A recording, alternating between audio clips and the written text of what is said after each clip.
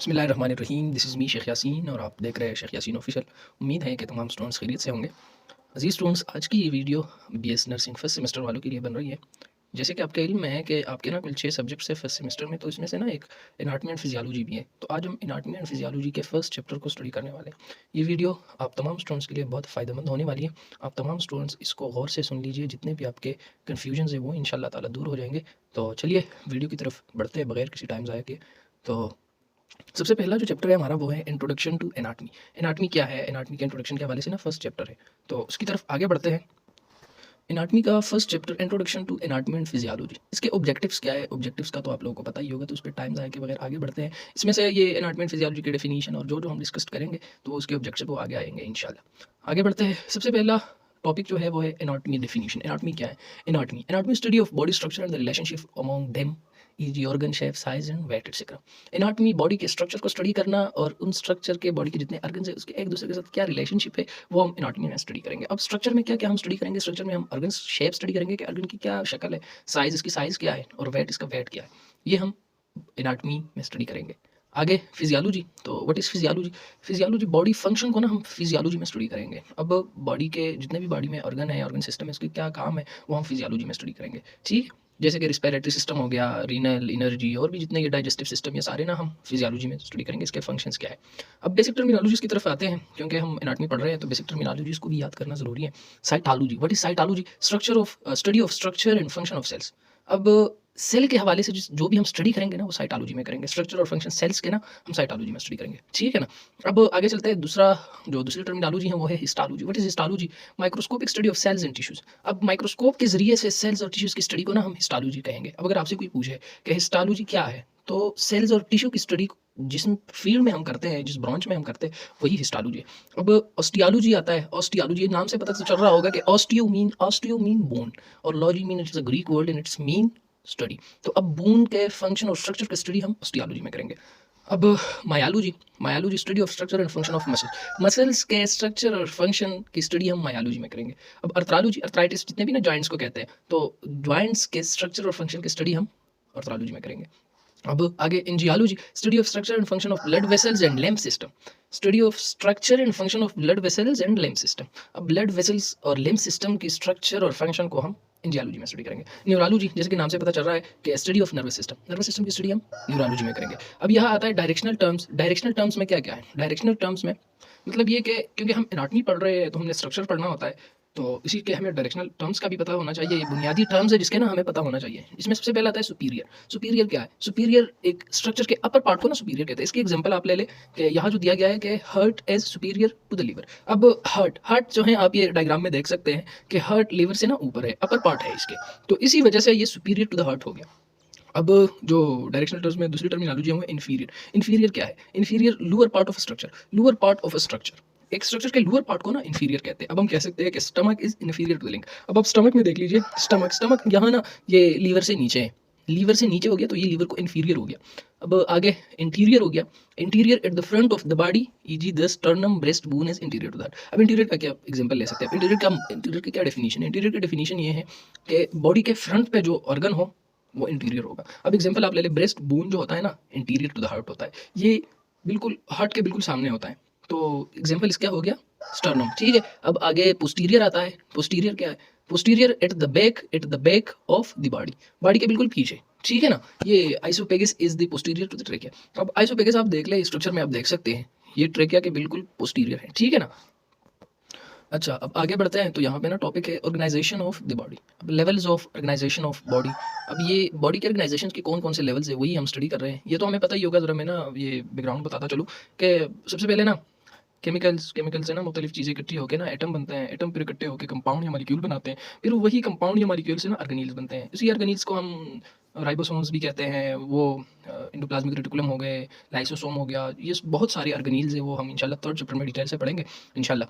तो ऑर्गेनील्स बनते हैं। ऑर्गेनील्स के बाद फिर ऑर्गेनील्स इकट्ठे होकर ना सेल्स बनते हैं। अब सेल में ना वो ऑर्गेनील्स होते हैं, तो डिफरेंट सेल्स इकट्ठे होकर टिश्यूज़ बनाते हैं, टिश्यूज़ इकट्ठे होकर ऑर्गन बनाते हैं, और मुख्तलिफ ऑर्गन इकट्ठे होकर ना ऑर्गन सिस्टम बनाते हैं, मुख्तलिफ सिस्टम्स इकट्ठी होकर ना ऑर्गेनिजम्स बनाते हैं। यहाँ तक बात समझ आ गई। अब आगे चलते हैं।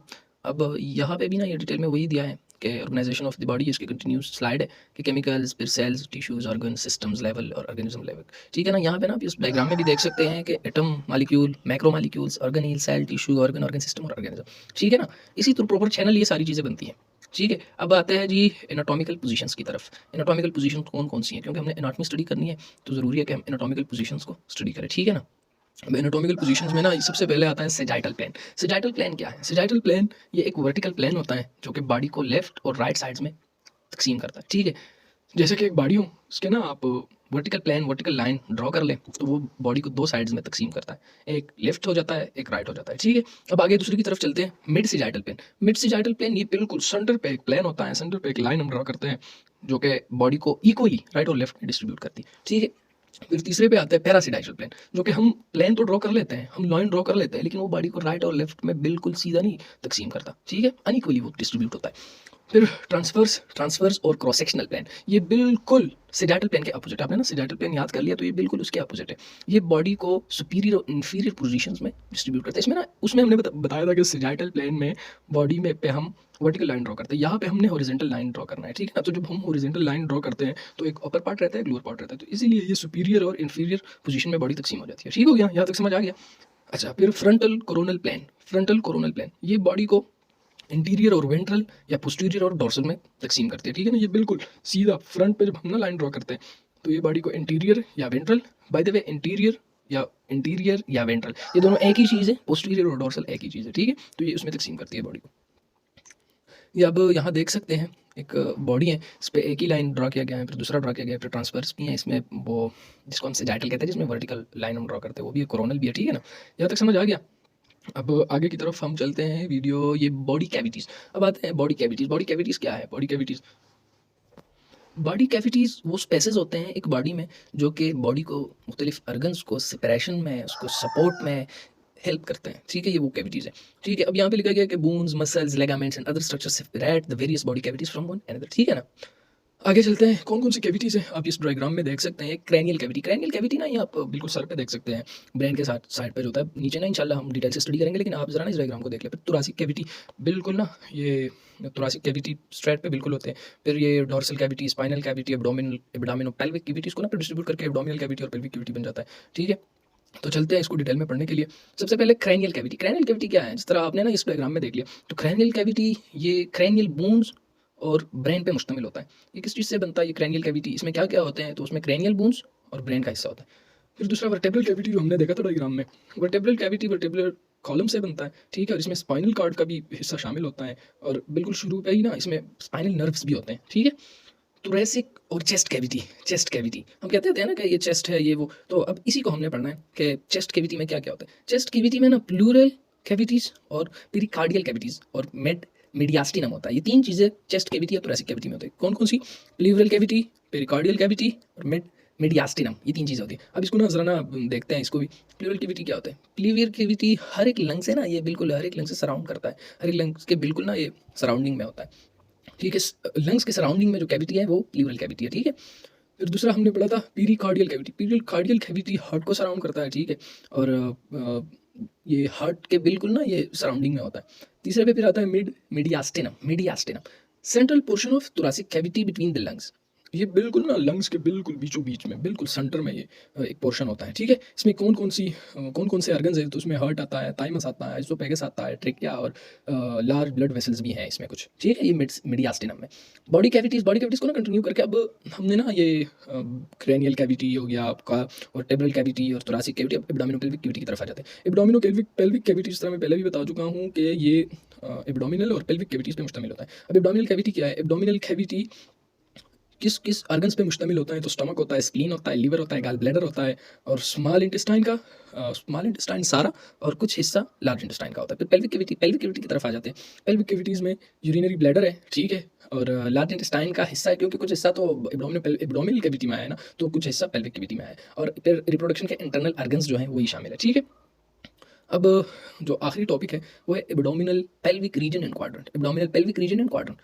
अब abdominal pelvic region and quadrant में क्या है? ये वो रीजन्स है, वो लोकेशंस है। ठीक है ना, एब्डोमिनल और पेल्विक कैविटी के हमें इसके ज़रिए से ना पता चल जाता है कि कौन कौन से आर्गन किस किस रीजन में है। तो इसलिए ये रीजन ड्रा किए गए हैं, ये बनाए गए हैं, ठीक है। इसके दो तरीके हैं। पहला तरीका ये है कि वर्टिकल लाइंस ड्रा किए जाए, ठीक है ना, 3 वर्टिकल लाइंस ड्रा किए जाए। 3 वर्टिकल लाइंस ड्रा करके 3 वर्टिकल लाइन ड्रा करके ना, तो 2 वर्टिकल लाइंस ड्रा करके और 2 हॉरिजॉन्टल लाइन ड्रा करके, ठीक है ना। तो इसके ना 9 खाने बनाने, 9 खाने बना के ना इसके फिर हर एक के ना अपना अपना नाम है, तो वो फिर इंशाल्लाह नीचे आ रहे हैं तो तफसील से पढ़ रहे हैं, ठीक है। सबसे पहले ना यहाँ पे आ जाते हैं ऊपर, दोबारा यहाँ देख लेते हैं। ये हो गए ना, यहाँ आप देख ले राइट से शुरू करके ना, right hypochondriac region, right hypochondriac region ये सबसे पहला हो जाता है, ठीक है। फिर सेंटर में एपिगैस्ट्रिक रीजन आ जाता है, फिर लेफ्ट हाइपोकॉन्ड्रिक रीजन आता है, 3 ये हो गए। फिर राइट लंबर रीजन आ जाता है, अम्बेलिकल रीजन आ जाता है, left umbilical region, left lumbar region आता है, ठीक है। राइट इलियक रीजन आता है, हाइपोगैस्ट्रिक रीजन आता है, और फिर लेफ्ट इलियक रीजन आता है। तो ये कितने हो गए? सारे 9 हो गए, ठीक है। अब आप यहाँ भी देख सकते हैं कि नेम्स इसके ना याद दिए गए हैं कि right hypochondriac epigastric region, left hypochondriac region, right lumbar region, umbilical region, left lumbar region, right iliac region, hypogastric region और लेफ्ट इलियक रीजन, ठीक हो गए ना। ये 9 हो गए। अब ये तो रीजन हो गए, ठीक है ना। रीजन कितने हैं? 9 है। हमने बताया था 2 तरीके होते हैं, एक है रीजन जिसमें हम 2 वर्टिकल्स और 2 हॉरिजॉन्टल लाइंस ड्रा करते हैं। अब दूसरा तरीका जो ये थोड़ा ना आसान है, लेकिन ये ज़रा डिस्क्रिप्टिव नहीं है, इसमें ना हम डिस्क्रिप्शन पे नहीं चल सकते। तो इसमें फिर ये दूसरा जो तरीका है वो है कि बिल्कुल सिमिलरली बॉडी को डिवाइड करना है, ठीक है ना, 4 हिस्सों में। तो ये दूसरा तरीका फिर इस तरह आता है कि इसमें ना आपने एक वर्टिकल लाइन ड्रा करना है, एक बिल्कुल उसके सेंटर पे हॉरिजॉन्टल लाइन ड्रा करना है। तो ये 4 हिस्से बन जाते हैं। सबसे पहले हिस्से को ना हम कहेंगे राइट अपर क्वाड्रेंट, RUQ भी शॉर्टली हम कह सकते हैं। फिर दूसरे को राइट लोअर क्वाड्रेंट, RLQ हम कह सकते हैं। और तीसरे को लेफ्ट अपर क्वाड्रेंट, LUQ हम कह सकते हैं, ठीक है। और चौथे को लेफ्ट लोअर क्वाड्रेंट हम कह सकते हैं। अब ये तो हमने डिस्ट्रीब्यूशन कर लिया, ठीक है। तो इसका फ़ायदा क्या है, क्यों कर रहे हैं, ठीक है। इसमें ये भी ज़रा याद कर लीजिएगा कि जो 9 रीजन वाला डिवीजन है ना, तो वो ज़रा वाइडली सतह पे है। मैंने पहले भी बताया कि डिस्क्रिप्टिव स्टडीज़ के लिए ना, और ये क्वाड्रेंट ज़रा कॉमनली यूज़ के लिए ये अब हम ये डिस्ट्रीब्यूशन कर क्यों रहे हैं, मैंने पहले भी बताया, ये इसलिए कर रहे हैं कि हमें पता हो कि फ़िलहाल बंदे की इस जगह पे पैन है, ट्यूमर है या कोई और एबनॉर्मेलिटी है, तो हमें पता हो कि ये लेफ्ट अपर क्वाड्रेंट में है, तो यहाँ कौन कौन से ऑर्गन्स हैं हमें फिर पता चल रहा होगा, ठीक है। इसलिए कर रहे हैं। ये था आप लोग का पहला चैप्टर। तो उम्मीद है कि आप सबको समझ आ गया होगा, और कोई भी आपको कन्फ्यूजन हो तो आप कमेंट सेक्शन में पूछ सकते हैं। इंशाल्लाह दूसरे चैप्टर के साथ और दूसरे सब्जेक्ट्स की वीडियोस के साथ इंशाल्लाह अगली वीडियो में हाजिर होंगे। तो आप सबका बहुत बहुत शुक्रिया।